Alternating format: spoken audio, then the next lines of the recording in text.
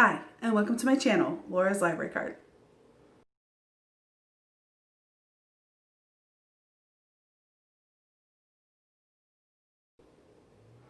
So I spent today working on the book One to Watch, which I am reading for Tropical Readathon. It is my team romance book choice.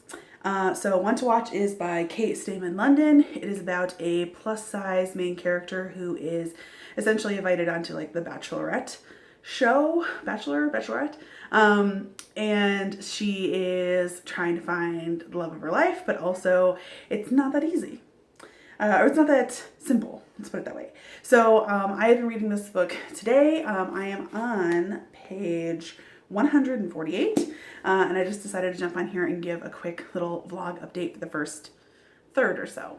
I don't know if you can see my little tabbies, but I have a number of tabs. I'm just kind of doing just tabs because this is sort of just for fun. But I have a number of tabs already kind of going for a few sort of important lines. I have a number of green tabs are laugh out loud, and my red are moments that I was kind of frustrated or angry.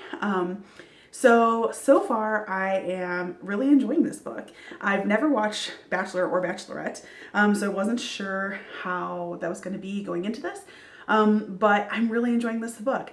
It is dealing with heavy topics because the main character is looking for love, and she's kind of like had love in the past that didn't work out.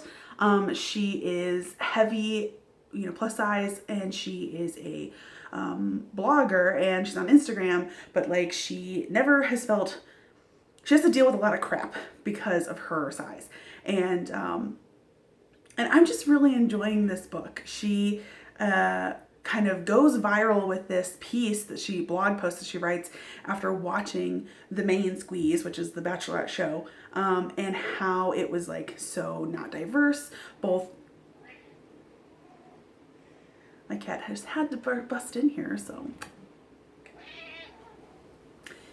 The main character has written this blog post after she watches a season premiere of the main squeeze, and it is commenting about how the show is not diverse, both in like a racial kind of sense, but also in a body sense. Everyone who's on this show are these like stick thin size 2, women who always wear dresses and all have long hair, and it sort of goes viral, and ultimately it leads to, after her blog post goes viral, there's a whole bunch of discussion about this fact that there's no like plus size representation on these shows, and how this is such a small percentage of the population, and wouldn't it be great if these shows had positivity toward plus size people and a more diverse cast.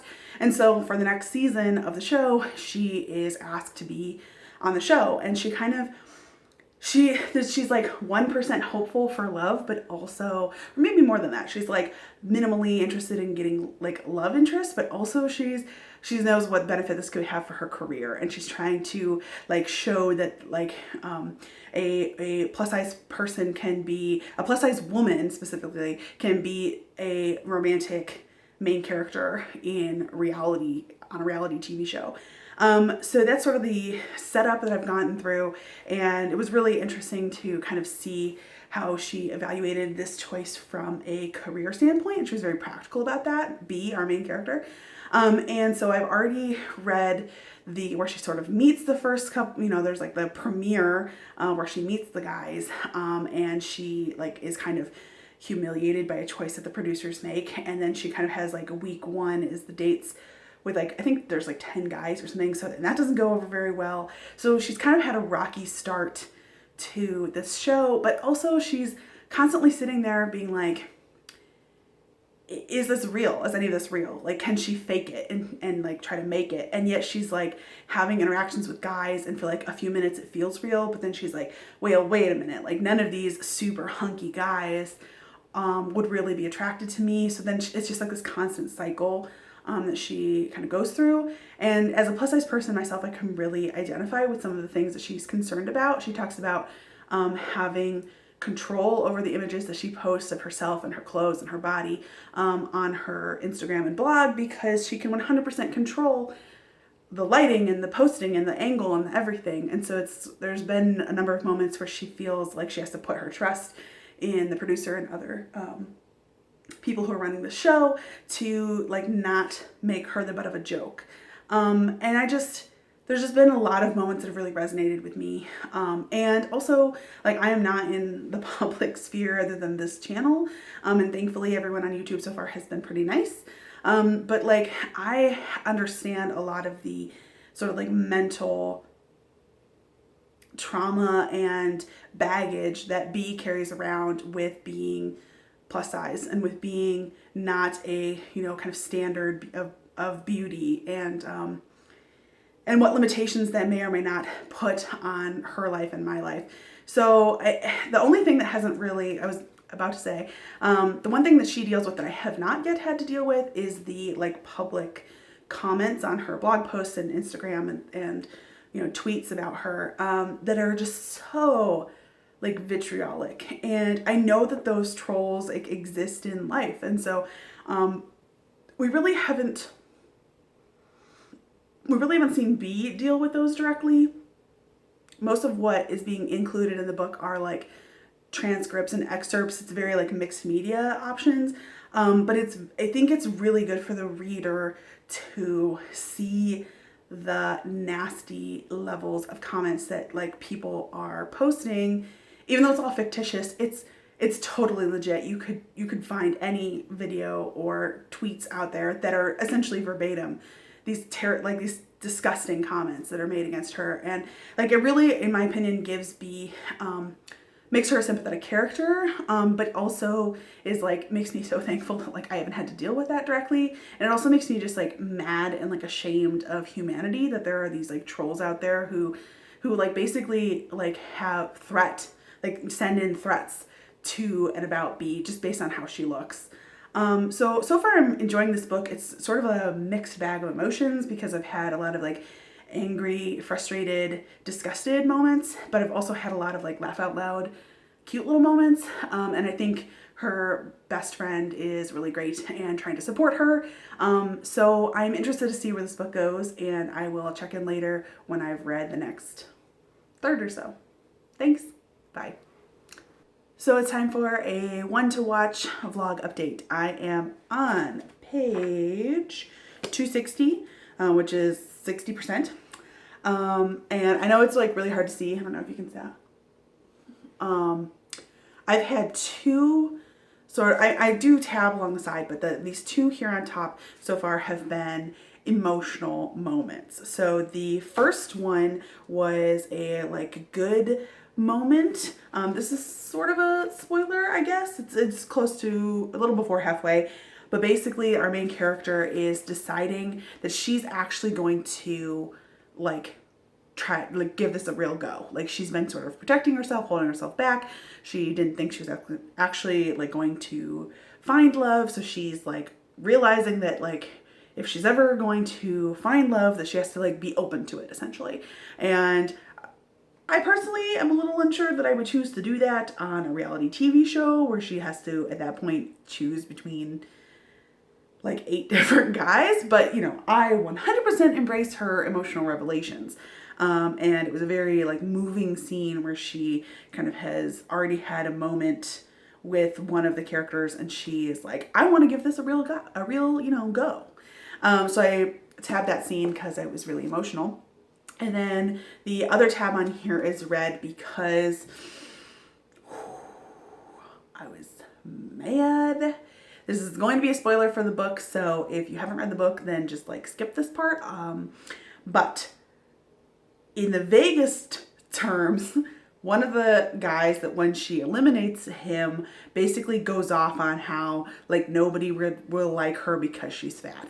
On a more spoilery standpoint, that was, I'm going to say the guy's name, who it was, that was Jefferson. That was the guy who was like the only like normal looking person who had a little bit of a belly, and who originally B was like, oh, I could maybe even see myself with this guy. And she'd only had like 1 or 2 moments with him before that day. so like I didn't really have like very many feelings attached to him. He sort of seemed like a comedic kind of character, but she decides that she doesn't have a great connection with him. She has more of a connection with the other guys. She lets him go, and then he, instead of just being like, okay, bye, and then posting like a troll on the internet, he goes off on her, and apparently they went ahead and aired it. I mean, like, I understand from a reality television point of view that that's like TV, but like, oh my gosh, this guy was a jerk. He was like, none of these other guys here are actually attracted to you, are actually interested in you. If you heard what was going on behind the scenes amongst the guys group, like, you know, you would know that like what stands between you and marriage is not like your insecurities or finding the right guy or how career motivated you are, but it's 80 pounds. And I was so incensed and livid. And what really kind of pushed me over the edge was not those words, though the words are terrible and just made me want to reach into the book and punch this guy, is that none of the other guys did that. I mean, like, what could be better for reality TV than one of the guys who she just like picked, who are safe for another week, to like step forward and punch that guy out and be like, fuck you, Jefferson. Like, that would just, to me, cement that they are good guys and cement potentially to be the main character, that they are really in it for her. But it just, that scene just pushed all my buttons. I'm also emotional, and it's like late at night. But yeah, so that is my vlog update on One to Watch. I'm at about 60%, and I will tune back in probably at the end unless something really dramatic happens that I feel like I need to react to. Thanks. Hi guys, so I am back. I finished One to Watch. So, I have a lot of feels. I really enjoyed this book, actually. I probably should have thought through my rating before I started filming this, but basically, I think I filmed at like about 60%. Oh, I filmed at 60% because stuff had just happened, and she, the douche nozzle had just walked off. Okay, so in the last third, okay, so there was a lot of drama on the show. The main character, B, has to kind of decide between her last 4 or 5 guys. I thought it was so cute that Wyatt was ace. I kind of saw it coming. I sort of thought that the reveal was going to be that he was gay, but I really loved that it was Ace, and it like made a lot of sense. I was interested in, I don't know, on the one hand, there like weren't surprises. Like, I wasn't really surprised what happened with Luke. I was not really surprised what happened with Asher. I actually like put a little orange tab here for foreshadowing when she and Asher were having their date, and they were kind of like revealing their past and like being open and vulnerable with each other, and B chooses not to reveal something, and I'm like, that's gonna come back to bite you in the butt, and it did.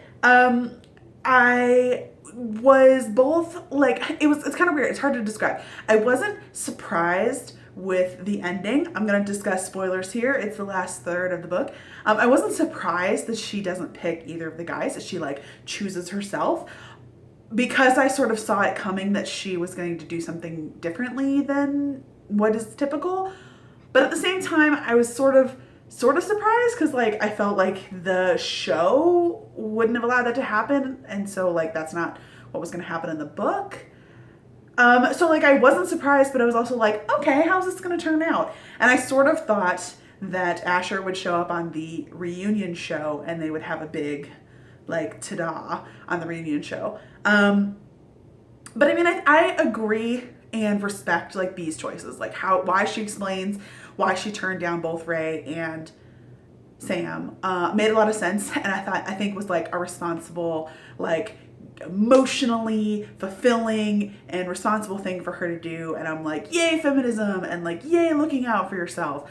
That being said, they then kind of still make B and Asher get together, and I was like, okay, like I'm here for it, but also like, is this undermining what just happened? And I am still a little undecided on that part, because I felt like I felt like it was sort of unsatisfying for her to like not end up with somebody, because I was like, this is a romance. I want a happily ever after. But then at the same time, I was like, you go girl, like you pick yourself. And then when she like still ends up with Asher at the end, I'm like happy about it, but I'm also like a teensy little bit like, does this undermine her own choices?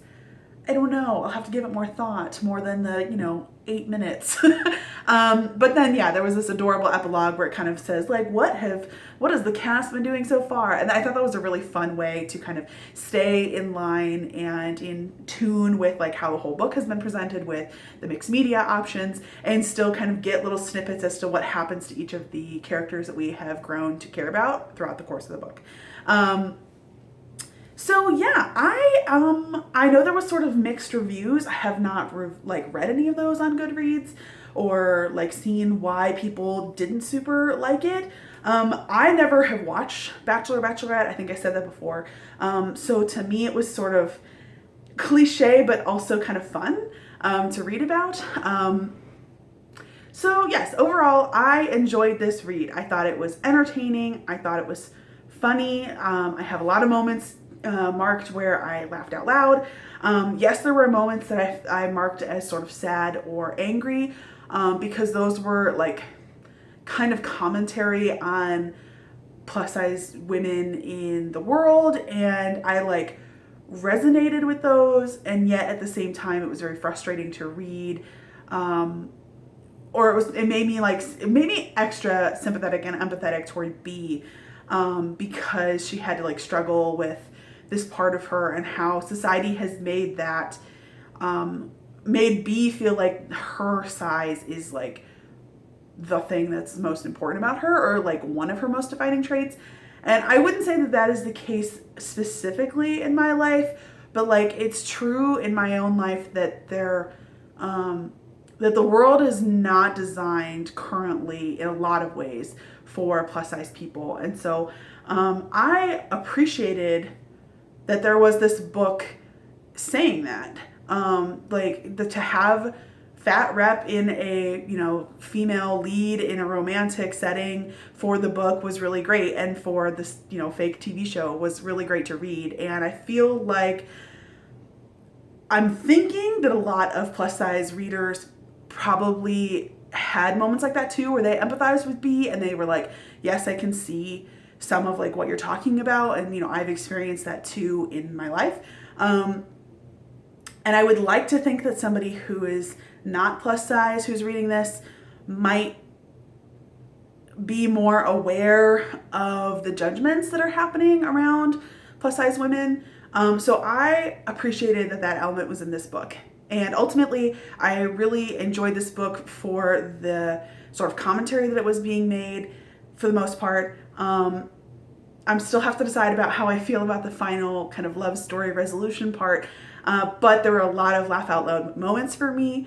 So I overall really enjoyed it. I think for me, it's like a very solid 4 stars. I don't know if it has rereadability, just because I know like what happens with the guys, and who she picks, and how they make her feel.